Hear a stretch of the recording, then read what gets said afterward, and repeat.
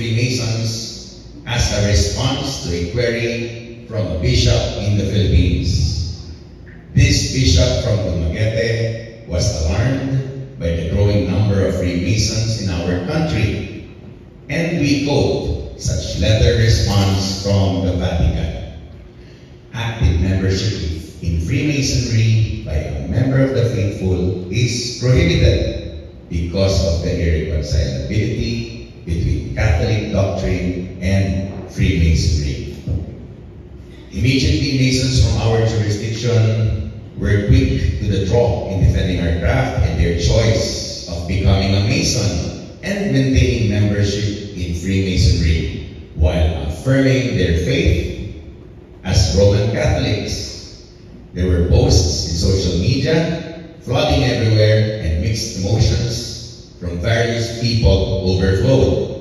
May nakita pa nga ako nakalagay, I am a Mason and I'm a Catholic. Oh, hindi kayo tumitingin. Kayo siguro yun. May diin, may tapang, kasi may pinaglalaban, may pinaninindigan. But the wise counsel of Most Worshipful Renato S. Uno, Past Grand Master, at this point in time is apt, and I quote, we should deal with the renewed attacks against the craft with love and understanding of the greatest latitude. Masonry holds no contention against any religion, and Masons are apostles of freedom of religion.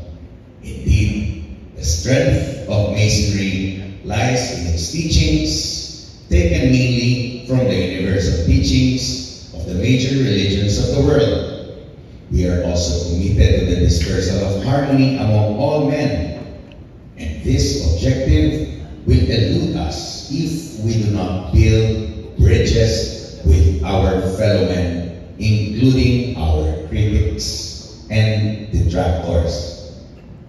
Maging mabait lang daw po tayo, brethren. Totoo pong marahil, minsan, mas mahalaga maging mabait kaysa maging tama. Instead of getting carried away with a barrage of opinions, we can start by emphasizing in the friendliest and gentlest manner possible that Masonry does not profess to be a religion, even though it is religious in character. Neither does it pretend to take the place of religion, nor serve as a substitute for the religious beliefs of its members. Again, Freemasonry is not a religion, nor is it a church. And we all actually agree that the doctrines of most religions include belief in God and the concept of immortality or life after death. In our country, Freemasonry has for its members Roman Catholics, Protestants, Muslims, Hindus, Buddhists, Jews. It is therefore understandable by so many religious faiths, including the clergymen who represent them, such as Roman Catholic priests, Protestant pastors, Muslim imams, can be found among the members of our fraternity. Ourselves, in order to help others around us better understand Freemasonry, we should start with ourselves. As Most Worshipful Ralph J. Polliard, a past Grand Master in Boston, stated in an address given in 1958, and I quote, every Mason must clearly understand that Freemasonry is not a church, nor a substitute for the church, and that it makes no claim to save souls, to reform sinners, or to discharge any of the proper functions of a church. Yet, every Mason should be helped to realize that Freemasonry is essentially religious, that it requires all of its members a positive, wholehearted, and unequivocal belief in the Almighty God and Author, Creator, and Ruler of the universe. That it demands a rigid observance for the moral law.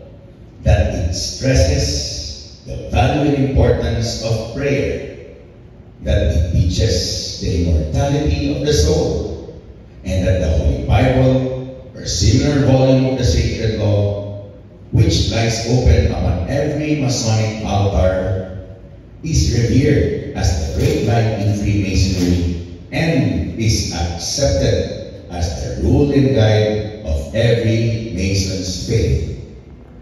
Now to those around us, as regards the community around us or the society we live in, we can enlighten them as to the perennial and immutable fact that Freemasonry accepts to her bosom all men who believe in the existence of God. Membership in a lodge of Freemasons is limited to adult males who can meet the required qualifications and standard of character and reputation. No one is asked to join its ranks when a man seeks admission to a lodge.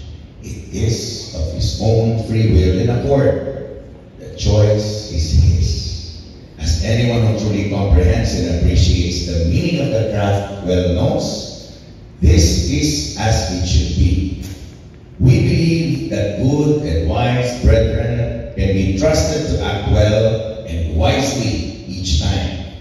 Let us seek more Masonic light, consistently live our Masonry in daily life, and increase the valuable good works we have been doing for years for the benefit of our fellow men and for God's greater glory. Let us further our resolve to show the community that we are an organization of excellence and what we do counts for something. Let us always remind ourselves and exude to others that Masonry teaches man to practice charity and benevolence, to protect chastity, to respect the ties of blood and friendship, to adopt the principles and revere the ordinances of religion, to assist the feeble, guide the blind, raise up the downtrodden, shelter the orphan, guard the altar, support the government, inculcate morality, promote learning, love man, fear God, implore His mercy, and hope for happiness. In closing, allow me to impart with you, my brothers, that it is our duty as Masons to impress upon our own members the principle of righteousness and responsibility, and thus enlighten them as to those things which make a good man to become a better man, to continuously inspire the community around us with Masonic service and charity, thus exuding ourselves as better Masons, and lastly, to remain loyal to the purpose and principles of our order, translating these Masonic principles and tenets into concrete and tangible actions, all for a better Freemasonry. Isang mapagpalang gabi po ang iniyo ko sa inyong lahat. Mabuhay ang mga Malalim Masonic Lodge No.